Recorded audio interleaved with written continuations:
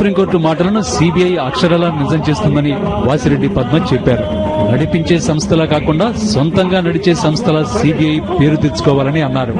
దేశ చరిత్రలోనే ఇటువంటి కేసు ఇంకొకటి చూడడం లేదు. ఈ రోజున భారతదేశం పెద్ద ప్రజాస్వామ్య దేశం అని చెప్పుకుంటున్నాం.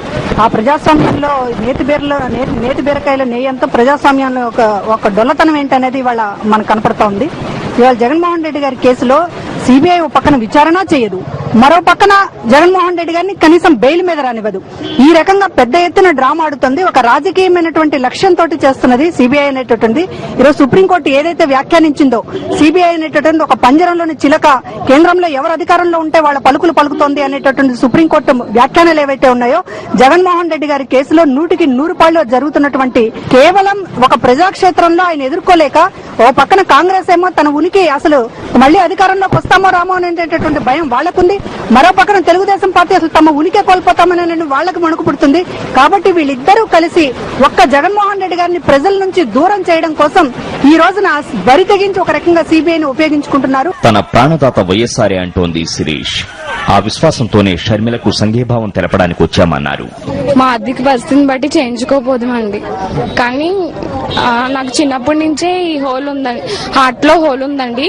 అయితే కొన్ని ఇన్సిడెంట్ వల్ల మా నాన్నగారు చనిపోవడం వల్ల ఆగిపోయింది. ఇంటర్ ఫస్ట్ ఇయర్ కి వచ్చాక ఈ ఆరోగ్యశ్రీ పథకం పెట్టాక నాకు ఆపరేషన్ జరిగిందండి. నేను ఇంటర్ లో 75% తెచ్చుకున్నానండి. ఇప్పుడు డైట్ సెట్ రాస్తున్నాను.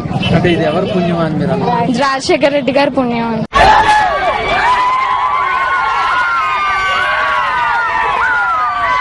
జైల్లో ఉన్నారండి, ఆయన బయటకు రావాలండి. ఆయన వస్తారని మేము ప్రయత్నం చేస్తున్నామండి. అన్నగారి కోసం తపస్సు చేసి ప్రాణం దారపోసి అన్నగారి కోసం నడిచి వస్తుంది ఆవిడ ఎండలో.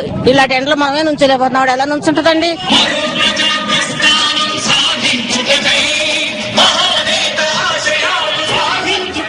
వైఎస్ఆర్ ప్రతి పథకం ఆయన మనసులోంచి పుట్టిందన్నారు షర్మిల. రాజశేఖర రెడ్డి గారి పథకాలన్నీ రాజశేఖర రెడ్డి గారి పథకాలు కావు, అవన్నీ కాంగ్రెస్ పార్టీ పథకాలట.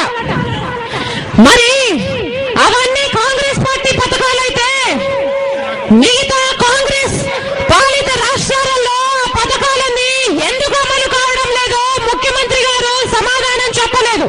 మేము అంటే వైఎస్ఆర్ పార్టీ మా జెండాలో రాజశేఖర రెడ్డి గారి పాత పథకాలన్నీ పెట్టుకున్నాము.